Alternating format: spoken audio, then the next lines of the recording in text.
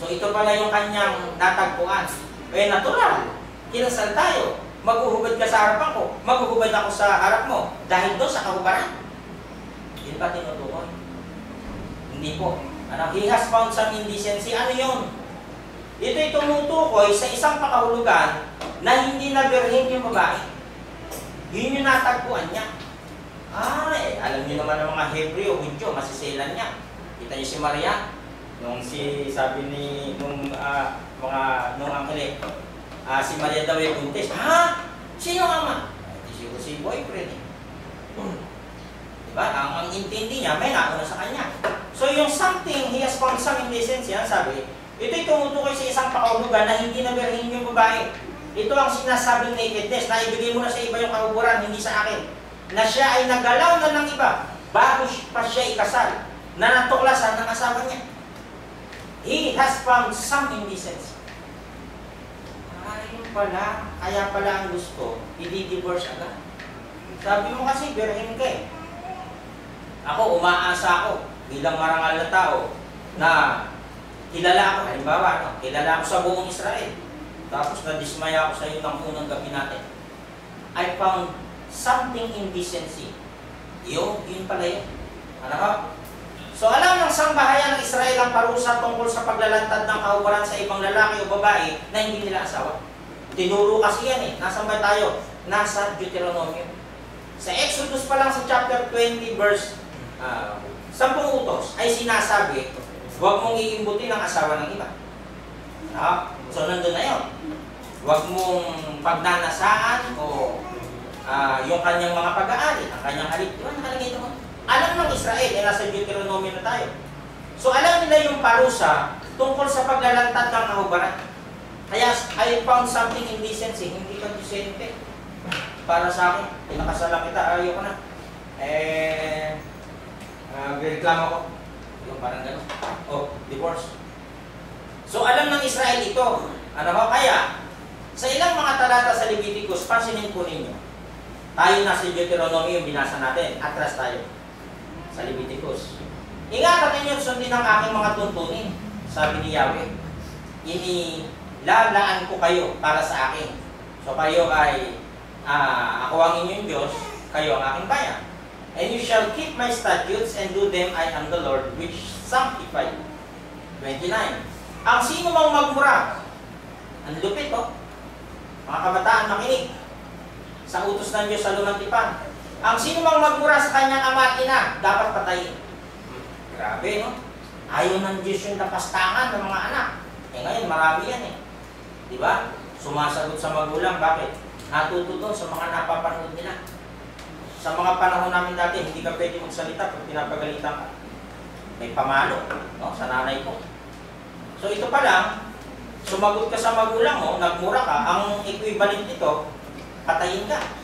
Ang sabi, mananagot ang sino mang lumait sa kanyang ama at ina. Sa batas ng Israel yun. Ano po? If anyone curses his father or mother, he must be put to death. He has cursed his father or his mother, and his blood will be on his own head. Tignan muna natin yung mga sinasabi nating batas. Ang lalaking mangangalo niya sa asawa ng iba ay dapat patayin. Gayon din ang babae. Ang tinting. Ayan ang talata, hindi ako may sabi. Ganun pala. Bakit? Ayaw ng Diyos yung karumalan. Ayaw ng Diyos yung mga kasuklam-suklam na gawain. Kumbaga, para ang lalaki, para sa isang babae lang. Parang ganun yung sinasabi niya. At ang equivalent agad, kamatayan agad. If a man commits adultery with another man's wife, with the wife of his neighbor, both the adulterer and the adulteress must be put to death. 2011, inilalagay sa kahihiyan ng isang lalaki ang kanyang sariling ama kung siya'y nakikipagtalik sa ibang asawa nito. Siya at ang babae dapat patayin. Yan yung mga salita. Dapat patayin, dapat patayin, dapat. Grabe, no? Yung salita eh, Diyos ang may sabi niya eh. If a man sleeps with his father's wife, so hindi niya nanay yun. Ano nung asawa niya? Stepmom niya. He has dishonored his father. Both the man and the woman must be put to death. Their blood will be on their own heads. Ang lalaking nakikipagtalik sa kanyang manugang ay nagkasala. Pareho silang dapat patayin. Ang ipinakikita nito, mga bawal na pakikipagtalik. Kaya nga bago ka makipagtalik, kakasal ka muna. Hindi ka pwedeng makipagtalik na hindi ka ikakasal. Bakit? Fornication. Nakikita niyo po yung ibig sabihin ng sinasabi nito sa Israel po, ha? If a man sleeps with his daughter-in-law, both of them must be put to death. What they have done is a perversion. Their blood will be on their own heads. 2013. Ang lalaking nakikipagtalik sa kapwa lalaki ay gumagawa ng karumal-dumal na gawain at pareho silang dapat patay. Hindi ako may sabi, ha? Kami titira na naman sa atin sa ano. Hindi. Di talaga eh. Yan ang sinasabi ko eh. Ano? Bakit? Karumalan. Ayan o, karumal-dumal na gawain. Hindi pwede yan sa batas ng Israel. Ayaw ng Bishya. Kahit paano gawin nilang pagpupumilit at ilaban. Yung tinatawag nilang Pride Month ba? Wala tayong magagawa, hindi kami may sabi. Ayaw ng Diyos. Tandaan natin. Ang karumihan. If a man lies with a man as one lies with a woman, both of them have done what is detestable. They must be put to death. Their blood will be on their own heads. Ang lalaki makipag-asawa sa isang babae at sa ina nito, tatlo na. Pay attention. Lalaki makipag-asawa sa isang babae at sa ina nito, yung ina, ay karumal-dumal. Silang tatlo ay dapat sunugin upang mawala ang gayong kasama. Grabe, no? Sa loob ng batas ng Diyos sa Israel, huwag niyong gagawin yan. Bakit? Banal ako. Magpapakabanal kayo. Huwag niyong dudungisan ang batas. If a man marries both a woman and her mother, it is wicked. Both he and they must be burned in the fire, so that no wickedness will be among you. Ang lalaking nakipagtalik sa hayop, kita mo bestiality, ang tawag bestiality, ay dapat patayin. Gayon din ang hayop. Ang babaeng nakipagtalik sa hayop ay dapat patayin. Gayon din ang hayop. Diba? And if a man lie with a beast, he shall surely be put to death, and ye shall slay the beast. If a woman approaches an animal to have sexual relations with it, kill both the woman and the animal. They must be put to death. Their blood will be on their own heads. Tingnan niyo po ang sabi sa 26, pinakadulo. Magpakabanal kayo, sapagkat akong si Yahweh ay banal.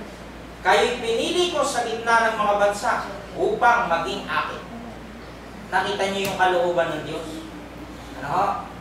Na tungkol sa usapin ng pag-aasawa. Gusto niya may kalinisan. Kaya itinatag niya yung kasal. And you shall be holy to me, for I the Lord am holy, and have separated you from the people, that you should be mine. Sabi nung